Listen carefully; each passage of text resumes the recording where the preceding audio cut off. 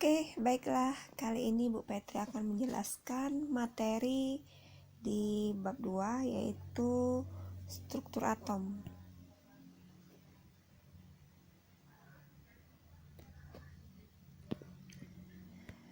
Setelah kurikulum di masa darurat pada masa pandemi COVID-19 ini disederhanakan, Bapak Menteri Pendidikan sudah menjelaskan secara live di channel YouTube Kemendikbud pada tanggal 7 Agustus 2020 sore hari ya.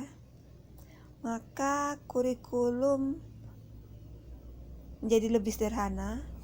KD esensial kimia berkurang 30%. Langsung ke materi esensialnya, yaitu struktur atom. Di sini kita akan mempelajari tentang perkembangan teori atom, penemuan partikel subatom, struktur atom, nomor atom, nomor massa, isotop, isoton, dan isobar. Di sini model atom Bohr dan model atom mekanika kuantum. Perkembangan teori atom. Teori atom berawal dari teori Demokritus, seorang ilmuwan yang lahir pada 460 tahun sebelum Masehi. Dia ini seorang filsuf dan ilmuwan pada abad keempat yang menyatakan bahwa semua materi tersusun atas partikel kecil yang disebut dengan atom. Ibu akan mengawali dengan kisah sebuah batu. Pada zaman dahulu kala, hiduplah seorang pemuda. Anggaplah nama pemuda ini adalah Ali. Setiap hari Ali pergi ke pinggir sungai untuk memecahkan batu. Pukulan demi pukulan sudah dilakukan terhadap sebongkah batu besar di pinggir kali. Tetapi batu tidak kunjung pecah, tetap kokoh di tempatnya. Hingga Ali merasa lelah dan mulai menyerah. Suatu sore saat Ali duduk dan meratapi nasibnya, lewatlah seorang kakek-kakek. Ada kakek tua ini yang membawa tongkat menyeberangi, melintasi tepi sungai ini dan melihat Ali. Kakek berkata, "Hai anak muda, apa yang kau lakukan di situ? Kenapa meratapi nasibmu?" Ali pun kaget melihat ada seorang kakek tiba-tiba lewat di tempat yang sepi. Lalu berceritalah Ali, "Hai kakek, aku sudah berkali-kali berusaha memecahkan batu ini, tapi tidak pecah. Tolong aku, kek. Bantulah agar batu ini dapat pecah." "Aku bisa apa?" kata kakek. "Lakukan apa saja," kata Ali. "Baiklah, akan kucoba." Akhirnya sang kakek memukul batu ini dengan tongkat kayu yang ada padanya. Cukup sekali pukulan saja, batu ini langsung hancur. Wah, pikiran Ali, wah kakek hebat, kakek luar biasa. Ali menganggap kakek ini hebat katanya karena bisa memecahkan batu yang setiap hari bercoba dipukulnya tapi tidak pecah-pecah. Padahal sesungguhnya yang sebenarnya terjadi adalah Ali sudah melakukan 99 kali pukulan terhadap batu. Dan batu akan pecah pada pukulan ke-100. Kakek hanya melakukan satu pukulan kecil pada pukulan ke-100 sehingga batu pecah. Apa inti dari cerita ini? Intinya jangan pernah menyerah, karena sesungguhnya kekuatan terbesar itu ada pada diri kita. Kalau kita menganggap orang lain hebat, ya kita merendahkan diri kita sendiri, padahal usaha terbesar sudah dilakukan oleh Ali. Oke, kembali ke teori atom. Kenapa Ibu berbicara tentang batu? Batu ini kan penyusunnya adalah unsur karbon, C ya. Lanjut ya. Nah, setelah Demokritus yang mengatakan bahwa penyusun terkecil dari suatu materi itu adalah atom, teori kedua dalam perkembangan teori atom dikemukakan oleh Aristoteles dan Plato, yang hidup ini dilihat pada 484 sampai 322 sebelum Masehi. Ini si Aristotelesnya. Sementara Plato hidup pada masa 428 sampai 358 sebelum Masehi. Jadi kita bisa lihat di sini kalau Aristoteles dan Plato, dia tidak setuju dengan pandangan Demokritus karena mereka tidak percaya dengan keberadaan ruang kosong dalam materi. Sehingga seperti halnya kebanyakan ilmuwan lain, pada waktu itu ia berpendapat bahwa materi tersusun dari sesuatu seperti api, tanah, air, dan udara. Ini kayak apa ya, Avatar ya, kalau kalian nonton film, ada api, tanah, air, dan udara. Itu menurutnya. Nah, kita bisa lihat ini gambar dari Bapak John Dalton. Menurut Dalton, dia bercerita bahwa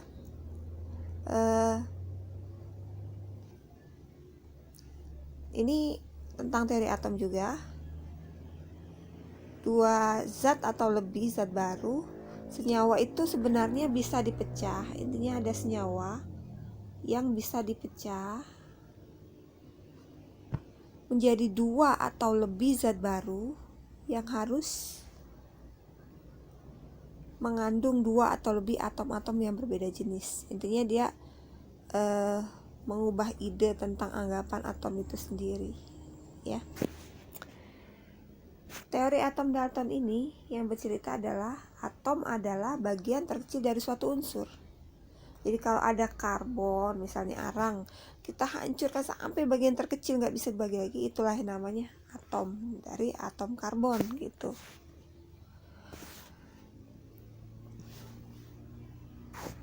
Sebenarnya teori itu terus berkembang gitu kan. Nanti ada teori atom Bohr, ada teori mekanika kuantum gitu kan.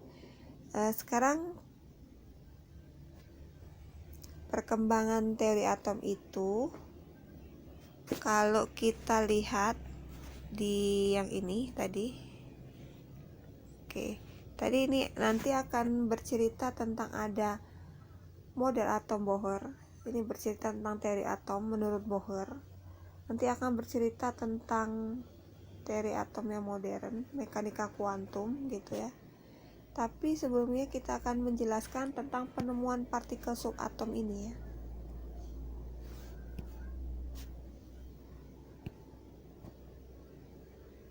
Seorang ilmuwan wanita, kita memanggilnya Madam Curie, Marie Curie, yang hidup pada lahirnya tahun 1867, meninggal tahun 1934. Berarti usia hidupnya 67 tahun meninggalnya. Di sini menurut Madame Curie, zat-zat tertentu mengalami pembelahan jika atom ini memancarkan radiasi. Fenomena ini dinamakan radioaktivitas atau zat yang memancarkan radiasi. Ini tentang penemuan yang dilakukan oleh Madame Curie.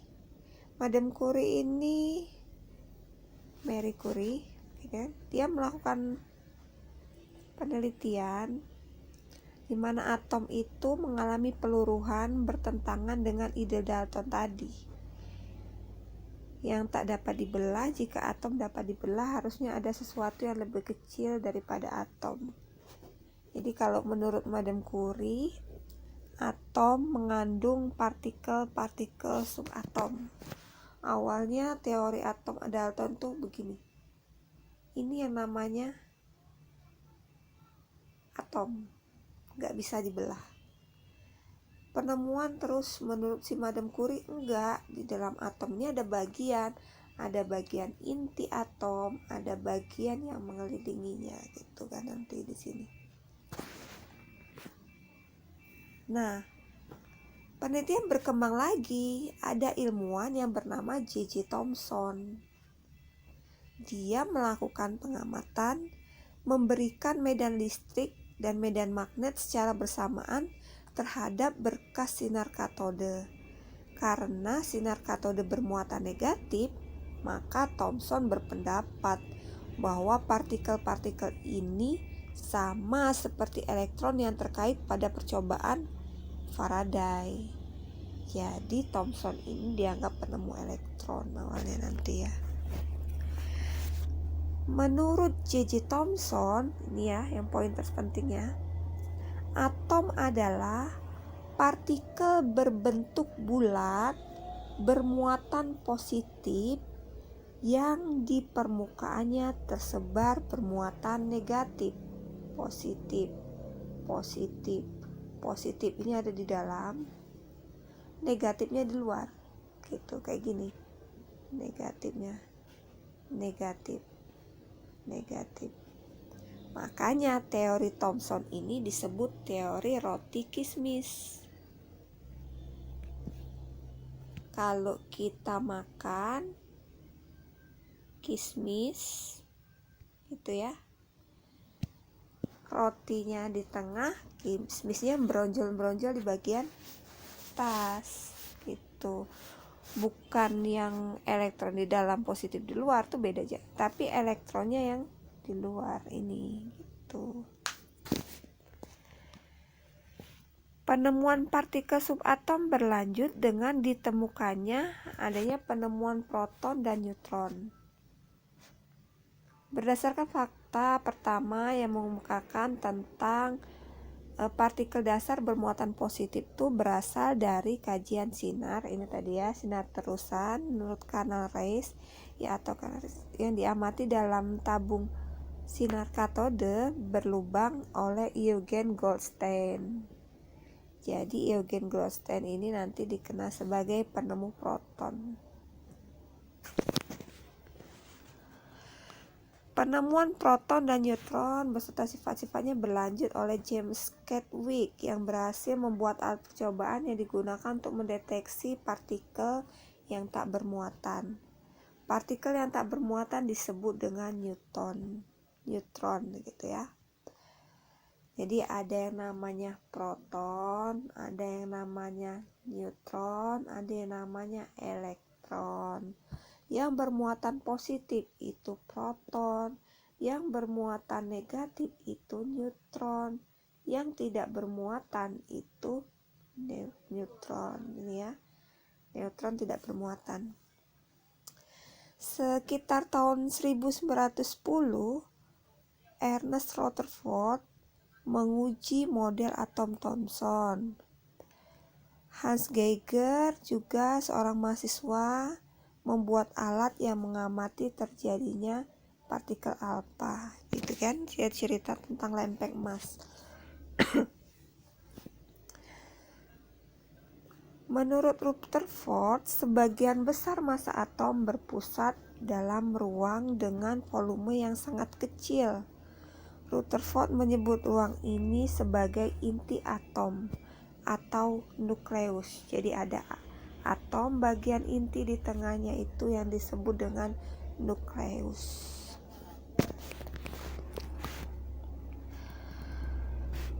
Penemuan proton dan neutron ini berlanjut dengan teori ini. Atom mengandung proton dan neutron yang berada di tengah, bagian tengah ini. Sementara elektron berputar mengelilinginya. Jadi proton dan neutron tuh mantap di tengah gitu ya, di tengah inti atom. Sementara yang pecicilan muter-muter itu adalah elektron. Sehingga disimpulkan atom adalah partikel bermuatan netral berbentuk bulat tersusun atas inti atom yang bermuatan positif yang dikelilingi oleh satu atau lebih elektron yang bermuatan negatif. Inti atom itu mengandung proton dan neutron. Proton bermuatan positif, neutron tidak bermuatan. Atom bersifat netral karena proton dan inti sama dengan jumlah elektron di sekitar inti atom.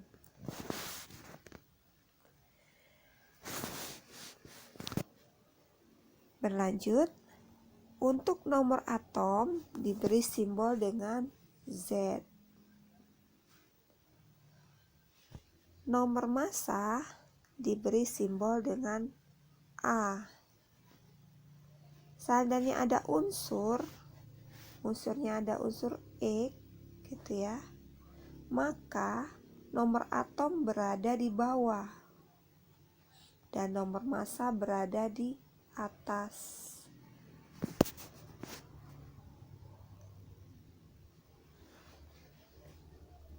Rumus ini menunjukkan bahwa jumlah nomor massa akan sama dengan jumlah nomor atom ditambah dengan jumlah neutron. Ini rumusnya. Atas kurang bawah sama dengan neutron. Berapa jumlah neutronnya? Nomor massa dikurang dengan nomor atom. Ini yang Ibu jelaskan tadi. Nomor atom, nomor massa, lambang atom. Kalau ada unsur karbon, nomor atom 6, nomor massa 12, berapa jumlah proton, berapa jumlah neutron, berapa jumlah elektron. Nanti yang namanya proton itu sama dengan nomor atom, sama dengan jumlah elektron pada unsur, jumlahnya 6 ini. Sini ya. Yang namanya elektron sama juga dengan nomor atom, jadi langsung tulis 6. 12 ini apa? Ini adalah nomor massa, yaitu A. 12 kurang 6 dapatlah neutron. Jadi protonnya 6, neutronnya 6, elektron 6. Sampai di sini Ibu harap kalian bisa menentukan jumlah proton, neutron, dan elektron dari suatu unsur. Kalau sudah paham penentuan jumlah proton, neutron, dan elektron, maka kita berlanjut ke materi isotop, isobar, isoton, dan isoelektronik. Apa itu isotop? Kalau orang Jawa itu iso itu bisa ya. Tapi di sini iso itu menunjukkan kesamaan. Semua atom dalam satu unsur yang memiliki nomor atom sama tapi nomor massa berbeda disebut dengan isotop. Tadi kan unsur itu ini X, yang di bawah ini Z, yang di atas A. Kalau sama bawah, inilah yang namanya isotop. Itu ya. Kalau sama atas, masuk materi yang kedua, isobar. Isobar adalah kelompok atom yang memiliki massa atom yang sama, berarti atasnya sama. Sementara isoton, kelompok unsur yang mempunyai jumlah neutron sama dari N-nya. N ini neutron. Jadi atas kurang bawah itu sama. Gitu. Yang di atasnya A, di bawah Z. Jadi cara menghafalnya isotop sama bawah, isobar sama atas, Isoton sama neutron, atas kurang bawah sama. Itu untuk isotop, isoton, dan isobar. Jangan tertukar. Kalau ini lihat contoh. Bawahnya ada angka 6 dengan 7, berbeda, tapi atasnya sama-sama 13, maka disebut dengan isobar. Mundur lagi kalau lupa. Ini nih. Sama, dia punya nomor atom sama, 11 Na sama dengan 11 Na. Tapi satu yang atas 23, yang satunya lagi 24, jadi sama bawah. Itu yang namanya isotop sama bawah, isobar sama atas. Isoton, selisih atas kurang bawahnya harus sama neutronnya. Ada lagi yang namanya isoelektron. Isoelektronik adalah kelompok partikel, atom, ion yang memiliki jumlah elektron yang sama. Iso artinya sama, elektron sama jumlah elektron. Kayak gini nih. F min. Nomor atom F itu 9. Terus dengan nomor atom 10 punya Ne. Min ini artinya minta 1. Jadi dia akan menjadi 10. Oke, Ibu jelaskan dulu. Ion, ada ion positif, ada ion negatif. Positif artinya unsur itu memberikan elektron pada yang lain. Negatif artinya menerima. Mudahnya, min itu artinya minta. Cikitong Plembang ya, minta. Plus itu memberi atau ngasih. Gampang kan, min apa? Minta. Karena minta, maka dia bertambah. 9 minta sih kok. Ujian Plembang tuh kan. 9 meminta 1 jadi 10. Sementara kalau yang plus itu memberi. Ini filosofi kehidupan berlaku di sini. Manusia akan bernilai positif jika mampu memberi yang terbaik bagi sesama. Dan manusia akan bernilai negatif jika meminta dari orang lain. Orang peminta-minta itu pengemis, rendah harga dirinya, minus dia di mata orang lain. Itu ya. Berikutnya model atom Bohr ditemukan oleh Niels Bohr, fisikawan asal Denmark. Dia menggunakan ide dari Planck dan Einstein. Dia ini bercerita tentang postulatnya, penelitian yang dilakukan. Menurut teori atom Bohr, atom hidrogen mempunyai tingkat energi tertentu. Ini banyak ya penjelasannya, bisa dibaca. Kedua, atom tidak memancarkan energi ketika elektron berada pada orbit. Dan yang ketiga, elektron berpindah ke tingkat energi yang lain. Ini kan rumus fisika. Model atom Bohr menjelaskan bahwa spektrum atom itu tidak kontinu. Kalau kontinu terus menerus, lurus. Tapi kalau lawan kontinu itu putus-putus, karena energi atom hanya memiliki tingkat tertentu. Pada model atom Bohr, jari-jari orbit elektron terkait dengan energi elektron dinyatakan dengan bilangan kuantum. Makin kecil jari-jari elektron, makin rendah dari tingkat energinya. Nanti di sini akan dibahas apa itu bilangan kuantum. Nanti ya, karena materinya panjang, ini kan nanti kalau berjeda, Ibu skip dulu untuk sesi ini. Nanti Ibu lanjutkan di sesi berikutnya. Kalau langsung panjang kan pusing gitu kan. Jadi ya Ibu bagi dari materi struktur atom ini, mulai dari teori atom yang pertama tadi kan, Demokritus, kemudian Aristoteles, Dalton. Nah ini nanti berlanjut ya. Jadi Ibu baru stop di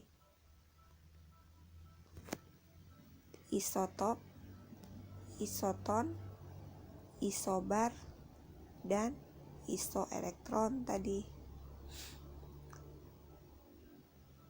Coba ibu lihat durasinya, udah berapa menit ibu jelaskan tadi. Tapi belum terlalu lama ya. Kalau ibu lanjut masih bisa ya, kayaknya ibu skip dulu. Oke, terima kasih. Nanti ibu lanjut ke sesi berikutnya, takut terlalu panjang.